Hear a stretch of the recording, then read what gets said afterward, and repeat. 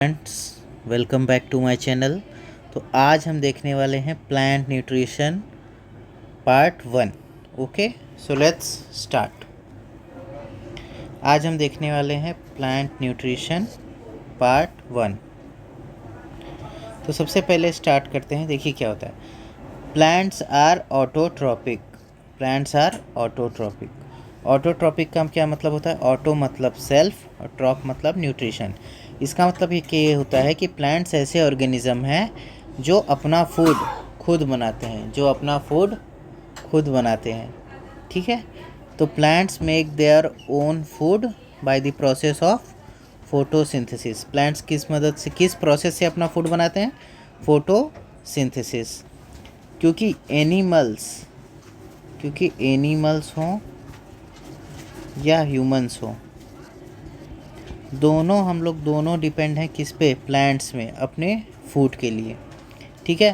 तो ये जो फोटोसिंथेसिस है जिसकी मदद से प्लांट अपना फूड बनाता है, ये दो वर्ड से मिलके बना है। एक है फोटो और एक है सिंथेसिस।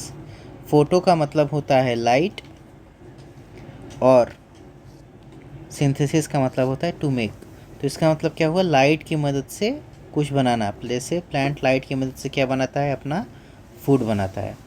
अब चलिए, अब देखते हैं फोटोसिंथेसिस का equation, chemical equation.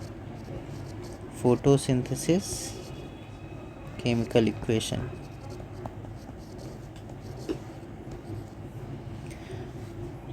CO2, plant ने CO2 कहाँ से लिया? अपने एटमॉस्फेयर से लिया। वाटर कहाँ से आया? अपने सॉइल से, जो मिनरल्स हैं उस वहाँ से एब्जॉर्ब किया रूट्स के थ्रू। सनलाइट की मदद से क्या बना दिया? ग्लूकोज बना दिया। क्या बना दिया? ग्लूकोज बना दिया। C6H12O6। और ऑक्सीजन किसे दे दिया? ऑक्सीजन बाहर लिबरेट कर दिया, हमें दे दिया। तो अब देखिए, जब ये CO2 और वाटर जब ये कंबाइन होकर ग्लूकोज बना रहा है, तो बनाने के लिए, फूड बनाने के लिए एनर्जी चाहिए। तो वो एनर्जी कहाँ से लेगा? सनलाइट से लेगा। और ये सनलाइट एब्जॉर्व कौन करेगा? क्लोरोफिल। क्योंकि क्लोरोफिल एब्जॉर्व करेगा सन की एनर्जी को, तो ही ग्लूकोज बन पाएगा। ठीक है। और ये ग्लूकोज क्या है? प्लांट्स का फूड है। ठीक है। अब चलते हैं डेफिनेशन की तरफ। Green plants prepare their own food from carbon dioxide and water in the presence of sunlight and chlorophyll. This process is called photosynthesis. हरे पौधे सूर्य के प्रकाश और क्लोरोफिल की उपस्थिति में कार्बन डाइऑक्साइड और पानी से अपना भोजन क्या है? ग्लूकोज स्वयं बनाते हैं। इस प्रक्रिया को प्रकाश संश्लेषण कहते हैं। ठीक है। अब देखिए केमिकल इक्वेशन क्या है फोटोसिंथेसिस का। CO2 कार्बन डाइऑक्साइड लिया, कार्बन डाइऑक्साइड, वाटर और सनलाइट। ठीक है। और क्लोरोफिल लिया, और इससे क्या बन गया? ग्लूकोज बन गया। और ऑक्सीजन लिबरेट कर दिया, ऑक्सीजन हमें दे दिया। ठीक है। तो अब देखिए इसमें क्या है। The photosynthesis requires following things. Photosynthesis की प्रोसेस के लिए ये चार चीज़ें होना ही चाहिए: CO2, H2O, सनलाइट और क्लोरोफिल। इनमें से अगर एक भी नहीं रहा तो फोटोसिंथेसिस की प्रोसेस नहीं होगी। ठीक है। अब देखिए raw material required for photosynthesis. Photosynthesis के लिए कच्ची सामग्री क्या चाहिए होता है? फोटोसिंथेसिस के लिए कच्ची सामग्री चाहिए होता है हमें CO2 और वाटर। क्योंकि फोटोसिंथेसिस की मदद से हम क्या बना रहे हैं? फोटोसिंथेसिस की मदद से हम बना रहे हैं ग्लूकोज, जो कि क्या है? प्लांट फूड है। फोटोसिंथेसिस क्या है? ग्लूकोज क्या है? प्लांट की फूड है। ठीक है। तो इसके लिए हमें क्या चाहिए? CO2 और वाटर। अब देखिए CO2 और वाटर और सनलाइट की मदद से क्या बना दिया प्लांट ने? ग्लूकोज और ऑक्सीजन। और इसके बाद प्लांट्स में जो ग्लूकोज बना, ठीक है, उसको जितना यूज़ करना है प्लांट को, वो उतना अपना ग्लूकोज को यूज़ करेगा। और जो एक्स्ट्रा ग्लूकोज होगा उसको कन्वर्ट करेगा किस में? स्टार्च में। Extra glucose is converted into starch and stored in leaves, vegetable और फ्रूट्स। जो स्टार्च बना है ठीक है, ग्लूकोज जितना यूज़ करना था वो यूज़ कर लिया, और जो एक्स्ट्रा स्टार्च बचा है वो किस में हो गया कन्वर्ट, स्टोर कर लिया रिज़र्व फूड के मटेरियल के रूप में, वो हो गया लीव्स, फ्रूट्स और वेजिटेबल्स में। अब आइए देखते हैं stored food of different organisms. Stored food of plant क्या है, starch. Stored food of animals glycogen या फैट। अगर ऑप्शन में अगर ग्लाइकोजन अगर फैट नहीं है तो फिर क्या लिखेंगे, ग्लाइकोजन। अगर दोनों हैं तो ग्लाइकोजन को प्रायोरिटी देंगे। Stored food of fungi, fungi का अपना फूड किस में स्टोर करते हैं, किस फॉर्म में, वो है ग्लाइकोजन। अब क्योंकि जो स्टार्च बचा है, अब हम किसी भी चीज़ में स्टार्च है ये कैसे पता करेंगे, तो वो हम पता करते हैं स्टार्च आयोडीन टेस्ट से। देखिए हमने स्टार्च लिया, आयोडीन लिया, ठीक है, और ब्लू ग्रीन वो कलर हो जाएगा, ठीक है। अब जैसे हमने एक पोटैटो लिया, ठीक है, और पोटैटो को पील कर दिया, येलो कलर का है ना, लाइट येलो कलर का, तो फिर अब कटा हुए आलू के ऊपर हमने क्या डाला, स्टार्च की कुछ बूंदें डाल दी, तो ये क्या हो जाएगा, ये ब्लू ब्लैक कलर हो जाएगा। ये कैसा हो जाएगा, ब्लू ब्लैक कलर हो जाएगा। तो अगर ये ब्लू ब्लैक कलर हो गया तो इसका मतलब क्या है कि इसमें स्टार्च प्रेजेंट है। स्टार्च क्या है, स्टार्च भी एक प्रकार का कार्बोहाइड्रेट है। ये किस में प्रेजेंट रहता है, पोटैटो में, राइस, व्हीट, मेज़, ठीक है, ओके।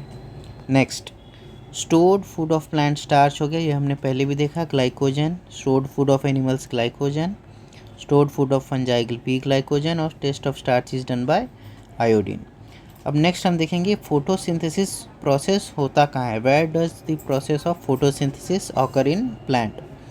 फोटोसिंथेसिस की प्रोसेस जो होती है ना, वो green parts of the plants में होती है।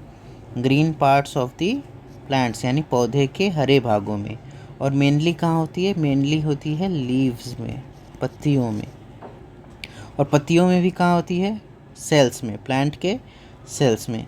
इसलिए आपने देखा होगा जब पतझड़ का मौसम आता है तो जब पत्तियां झड़ जाती हैं तो प्लांट मरता नहीं है, प्लांट जिंदा रहता है। इसका मतलब क्या हुआ, इसका मतलब ये हुआ कि जो फोटोसिंथेसिस के प्रोसेस है वो green parts of the plants में ही होता है। प्राइमरली कहाँ होता है, लीव्स में होता है। और लीव्स में कहाँ होता है, प्लांट में होता है।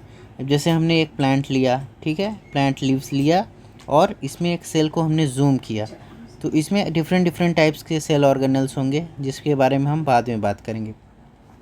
उसमें एक सेल ऑर्गेनल होता है जिसको हम बोलते हैं क्लोरोप्लास्ट। क्या बोलते हैं, क्लोरोप्लास्ट। ये क्या है, ये किचन ऑफ द सेल है। इसको हम क्या कहते हैं, किचन ऑफ द सेल।